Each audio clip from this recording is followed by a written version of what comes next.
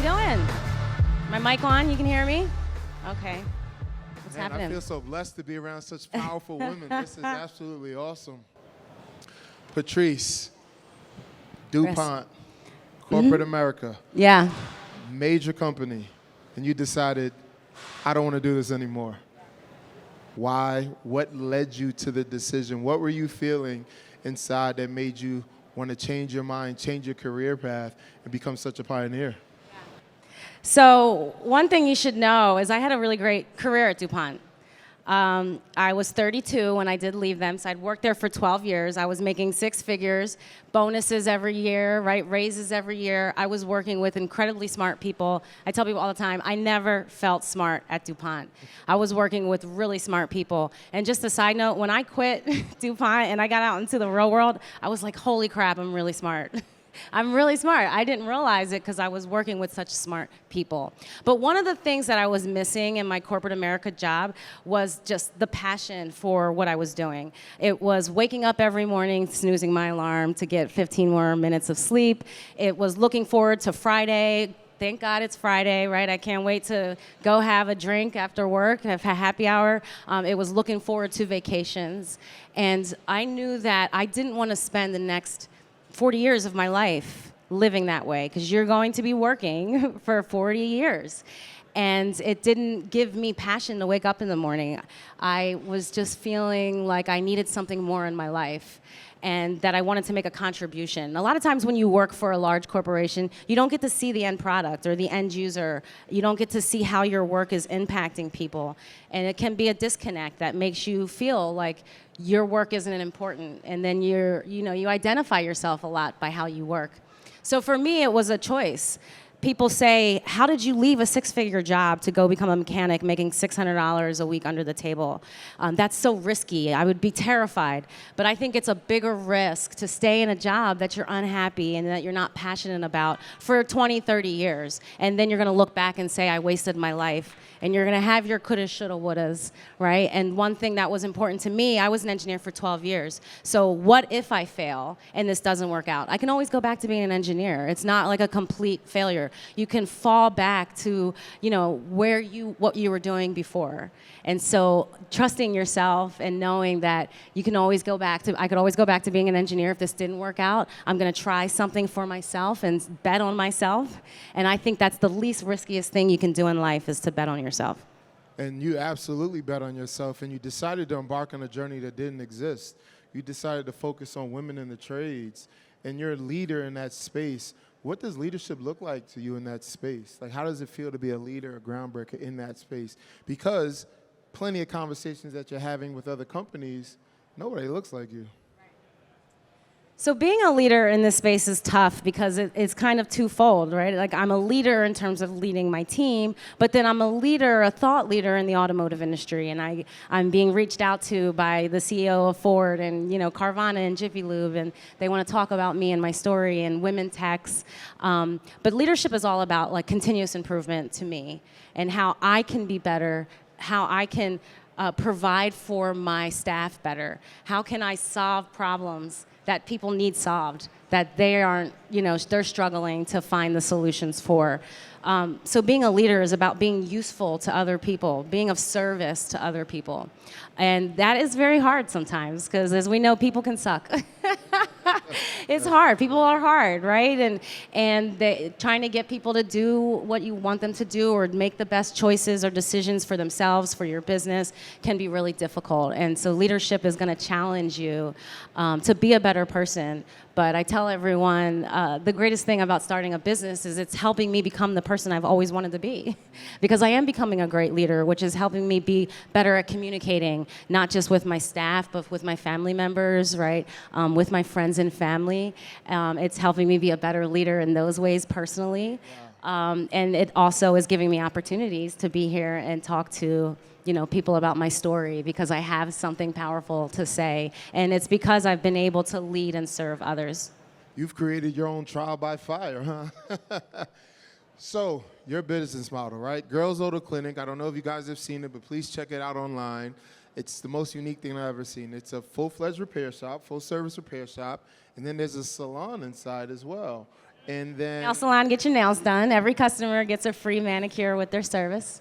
I could definitely use something like that right now with these fingers. But you've built this brand around empowering women. Can you break down on your business model and what makes it so different than anything anybody has ever seen in the world? So to break down my business model, I just want to share a story with you of how I started it, because I wasn't looking to become a mechanic. And a lot of people think, oh, well, your dad must be a mechanic, or that I somehow was in the automotive industry through family or worked in the automotive industry. I called myself an auto airhead. I didn't know anything about my car. I was a turn the key and go type of girl, right? Anytime I call them dashboard emojis, a dashboard emoji or a light would pop up on my dash, I would flip out. If it wouldn't start or I'd have a flat tire, I'd ask a guy to help me figure it out, right? I would panic. And I'm an engineer. I owned a house. I was in my 20s. I owned a house. I had a car. I was one of those women like, I'm empowered. You can't tell me nothing. I don't need a man. But I did need a man when it came to my car. And it didn't feel really empowering. And even as an engineer, the story in my head was, I'm an auto airhead. I'm not going to get my car. It's not for me. Let me ask a guy. So I started looking online for resources to help myself. I wanted to learn more about my car. I wanted to have better experiences. I always thought I was being taken advantage of when I go in for my oil change or being upsold.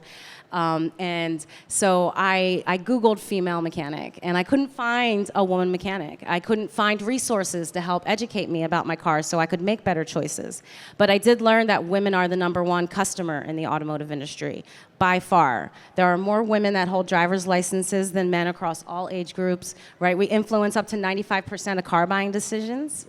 And women spend $200 billion a year buying and repairing cars. But I could not find a woman mechanic. I couldn't find a business out there that was saying, women, we see that you're spending a lot of money and you're not feeling good about your experiences, and we want to change that.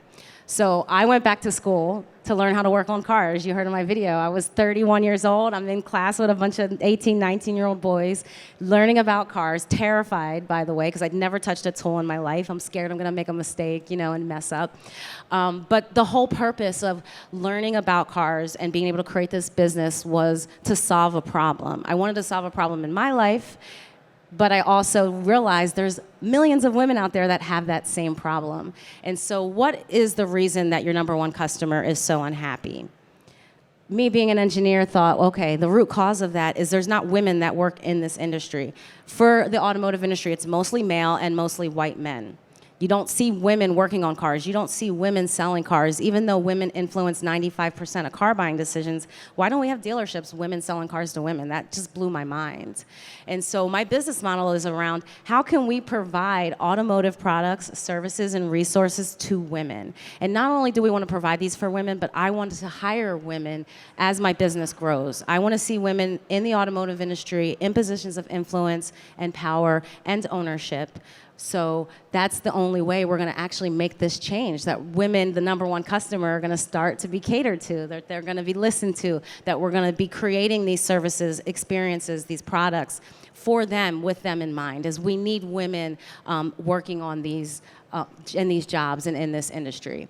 So what I do is I have a full-service auto repair center. Like I said, there's a nail salon, and we want to franchise those around the country. We hire and retrain women technicians, right? Customers are so excited to come in, to talk to a woman tech. They can get their nails done. They look forward to it. Nobody looks forward to getting their oil changed. Women look forward to getting their nails done. We want guys to come, too. I love seeing the men getting their mani-pedis at the shop. It's coming, wonderful. I told you, I'm on my way. But it's really important also that we're educating women so they can make good choices with their cars. I can't be a customer to every single woman. So one of the things that we do is car care workshops. I'm doing one in an exhibit here. We did 2 this week here where we're teaching women about cars, how they work, how to take care of them, how to talk to a mechanic, what to do in an emergency. So that way when you go in for your oil change, you know if you're being upsold, if you really need that stuff, if you need those brakes and rotors, how do you know there's something really serious with your car and how much it's going to cost?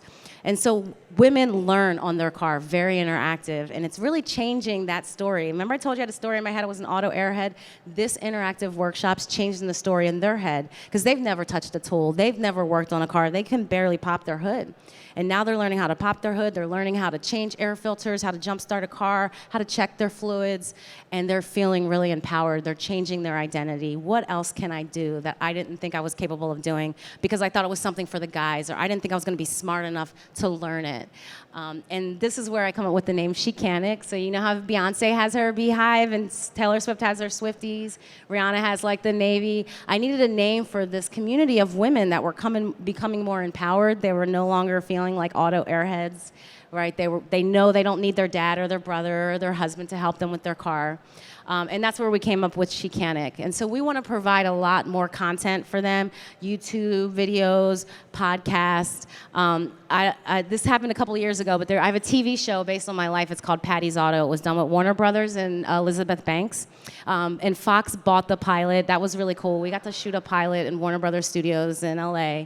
But they didn't pick it up for a series because they said it didn't test well with their male audience, unfortunately. That would have been really exciting. But you'll see more content like that, TV, right, podcasts and media talking about cars and women in cars and creating what a car girl is, redefining what a car girl is without the male gaze or the male influence. We're going to have more lifestyle events like doing these workshops, selling products for women with their cars, and then also AI-driven products like apps and personalized car care tips and things for women. So that's where we hope to take the SheCANic brand. And then obviously I want to come to a city near you with a repair center so you can get your oil changed and get your nails done. And we want them to be women-owned or family-owned, again, trying to create more winner ownership in the industry. And so we hope to franchise by the next year. That's absolutely awesome. And you're doing so much to change the narrative. You're doing so much providing education to create pipelines, to bring in women into this industry. But it seems like the industry is still lagging behind that. What do these industry leaders need to do to really kind of assist you in upscaling this and getting more women involved and interested in working on cars? It's a lot about... You know, DE&I is a very touchy subject right now, and it was blowing up right after George Floyd, and now they're kind of trying to pull it back in. And I hate that they like to include this, we need more women in the automotive industry as like a DEI initiative, but that's how they look at it. Instead of thinking of it as, you know, an operations issue or a bottom line issue, we need to get more women customers. They are not engaged. They are not spending money like they should. And if we are putting our efforts behind that and understanding how we can provide more, better experiences and listen to women, they're going to spend more money. They're going to be more involved. This is not anything to do with DE&I. It has to do with the bottom line and them staying sustainable in the future. I believe the future is female, and if we're the #1 customer right now for cars, which are mostly ICE, when we go to electric vehicles, we're going to be the #1 customer as well. So we have a lot of opportunity here to make sure we're including women in these decisions, right? So as the female empowerment movement is growing, as women are becoming more empowered and independent, that the automotive industry is bringing them, bringing us with them. And they're going to get, more powerful, more money, and they're going to grow. And any company that does that, I think, is going to be sustainable in the future. And you're going to see them surpassing companies who aren't. So there's a lot of talk about visibility and representation in this industry. But do you believe being seen matters more or being funded by some of these companies? Because a lot of them pay attention, oh, it's a great thing you're doing. And they have all the resources in the world, but they don't scratch that check. So I don't think you can get funded unless you're being seen, right? Like, you have to be talking about what you're doing in a way that's passionate, in a way that's smart, that sounds like you know what you're doing. If they're going to fund you, right, they want to know about you. People fund you and not kind of your idea in a way. They're kind of funding your personality and your passion and your background, what got you to this point. Because to be a leader, it takes things like resiliency, like authenticity, and that's what they're testing. And so you can't know about that, until you know who the founders are, who the creators are of these businesses. So you have to be seen first. And that's one of the things that I did. I gave a TED Talk in 2015 entitled, How I Plan on Disrupting the Automotive Industry in My Red Heels. I didn't know a female mechanic at the time. I didn't have a shop. I was just this idea in my mind and this belief in myself that I could do something like this, and this belief in women that we could sustain a business, like Girls Auto Clinic. Yeah. That's absolutely amazing. So you have to be seen first. And when they see you, and you're working hard and you have a why and you're following your why and you're not just showing that you're here for the clout or for the Instagram, right? You're showing that you are making steps towards making your why happen. That's what's going to get you funded. And do you think but it's hard. You're like, listen, I'm going to tell you, because I'm out there, right? I'm on the cover of People magazine, and I'm still struggling to get funding. So it's not that, just put yourself out there and it'll come, right? Like you will struggle, especially if you're black or brown, and you're going to have to put yourself out there several times. You're going to get a lot of no's, and you're going to get some yeses you don't want to take. And so it's understanding taking the smart money, being funded by the smart money. You don't want your business taken away from you because you took the wrong money, something you worked really hard to build that no longer belongs to you because you didn't take the right money for your business. What do you think is the disconnect between some of these other corporate businesses and just taking the leap into investing into diverse ideas, into something fresh and new? Like, do you think it's a fear of the unknown, or maybe the new customer base that comes in is not spending the money that they think? What do you think is the disconnect? It is the fear of the unknown, and this is why diversity is really important, because men are like, I don't want to cater to women. They don't understand women. They don't trust women. White people don't understand, the emotional needs of black people. So this is why it's important to have diversity so we can create products and services and things for people that look like us. Generally, people are going to feel more comfortable with people like them. They'll identify like them, whether it's religion or whether it's their sexuality or whether it's their race.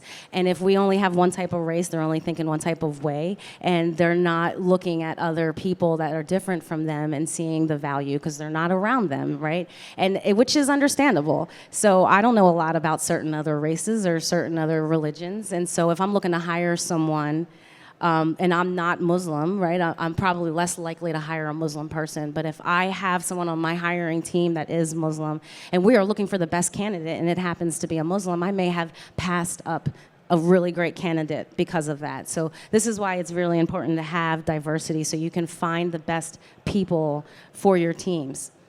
I love it. Patrice, please share with the audience where they can learn more about Girls Auto Clinic, how to become a SheCANic.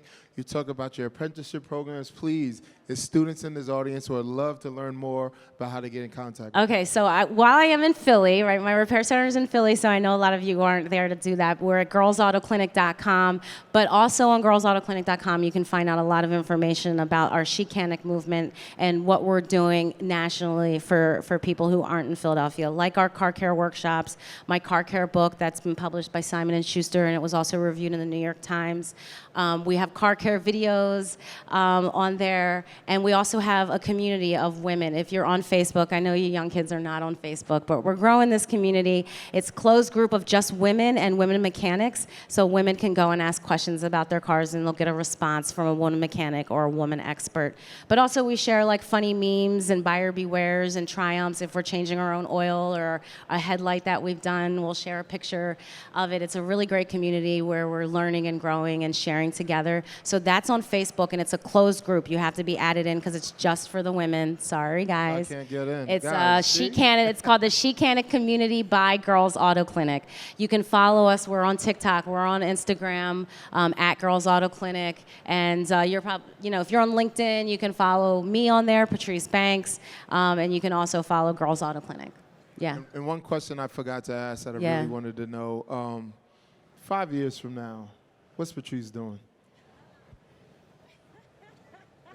I'd like to say like on an island with my feet up somewhere, but probably not, because I'm someone who just doesn't stop working. So I would love Girls Auto Clinic and SheCANic to be a household name. I'd love to take this internationally and find ways that we can empower women in other countries to open their own garages and work on cars, and empower mobility for women, especially in countries that are third world or where women don't have the freedom and power that we do have here in America, like places like Saudi Arabia. I got a phone call from them one time that women just recently got the right to drive in Saudi Arabia. They weren't allowed to have driver's licenses.